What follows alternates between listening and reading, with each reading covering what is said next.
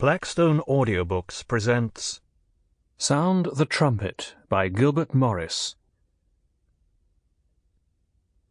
This book bears a dedication to Johnny from her husband. A bag of golden coins is mine.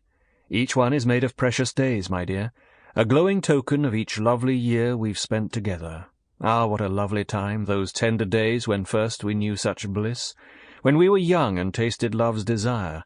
Why, every second seemed a jewel of fire, each minute precious as a crown of amethyst. Those youthful days, they are not gone from me. When my spirit fails, from my treasure chest I count my golden coins.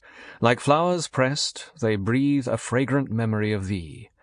A miser soul, my 46 coins I hold, each one, my love, with you a year of gold. Part 1. England, 1743 to 1749. Chapter 1. A Bleak Christmas.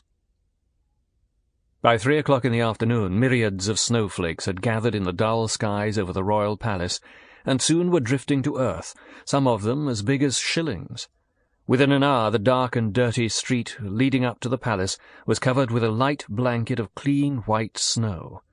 The palace itself no longer looked dark and foreboding, with its turrets now robed in white. In the fading light of the late afternoon, it seemed transformed into something out of a fairy tale. As the snow continued to fall, the crowd that had gathered in front of the palace gates began to shiver.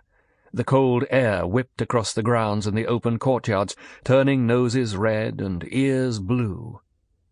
Most of the people who stood milling around the palace grounds on this 24th day of December in 1743 were poorly dressed. It had been a difficult year for England. The War of Austrian Succession had drained England of many of her resources, and had stripped even the poorest commoner of any hope of securing warm, new clothing.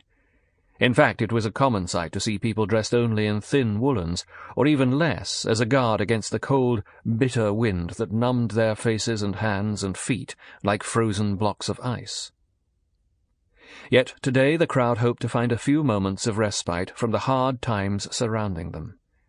The memory of how the royal court's generosity was sometimes displayed on Christmas Eve brought these poorly clad onlookers here in hopes of receiving some free morsel to celebrate Christmas. From time to time, the royal family would have more food than was necessary, prepared for the royal banquet during these festive days. As a demonstration of His Majesty's benevolence, the leftovers would be dispersed to the poor who had gathered outside. This particular year the crowd was larger than usual. Sample complete. Ready to continue?